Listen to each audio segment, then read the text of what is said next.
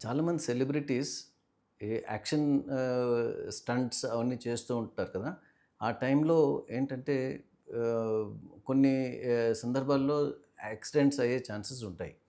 So, ఇప్పుడు రీసెంట్‌గా మన 'రామ్ చరణ్' గారికి 'పెద్ది' సినిమాలో షూటింగ్ చేస్తున్నప్పుడు కన్నుబొమ్మ మీద చిన్న దెబ్బ తగిలింది. దానికి ప్లాస్టిక్ సర్జరీ చేపించుకొని దాన్ని మళ్ళీ సరిదిద్దుకున్నారు. అలాగే గత కాలంలో అరౌండ్ 2019లో 'మణికర్ణిక' షూటింగ్ టైంలో కంగనా రనౌత్ గారు షూటింగ్ చేస్తున్నప్పుడు ఈ సోర్డ్ ఫైటింగ్ అనేది చేస్తారు కదా! ఆ సోర్డ్ ఫైటింగ్ చేస్తున్నప్పుడు యాక్సిడెంట్‌గా కంటి మధ్యలో ముక్కు పైన గాయం అయింది.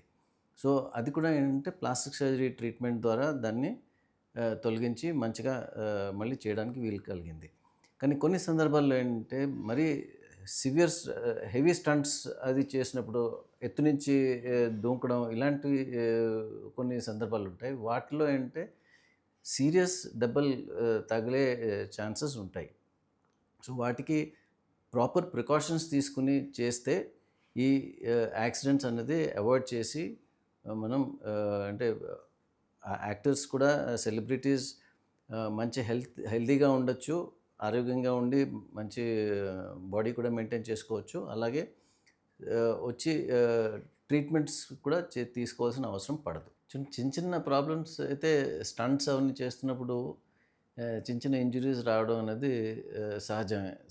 ఒక్కొక్కసారి ఏంటంటే కొంచెం ఎత్తులోంచి జంప్ చేయడం ఇలాంటి కొన్ని సందర్భాల్లో కొంచెం సీరియస్ ఇంజ్యూరీస్ కూడా వచ్చే అవకాశం ఉంటుంది. సో, అవన్నిటికి ఏంటంటే సరైన ప్రికాషన్స్ తీసుకొని స్టంట్స్ చేస్తే ఈ ప్రాబ్లమ్స్ అనేది అవాయిడ్ చేయడానికి వీలవుతుంది. ఇప్పుడు సెలబ్రిటీస్ కాకుండా ఇప్పుడు చాలామంది ఏంటంటే స్టంట్‌మెన్ లేదంటే సైడ్ హీరోయిన్, సైడ్ ఆర్టిస్ట్ వీళ్ళందరూ కూడా ఏంటంటే కొన్ని సందర్భాల్లో స్టంట్స్ కొన్ని రకమైన రిస్కీ డాన్స్‌లు ఇవన్నీ కూడా చేయవలసిన అవసరం పడుతుంది వాళ్ళకి.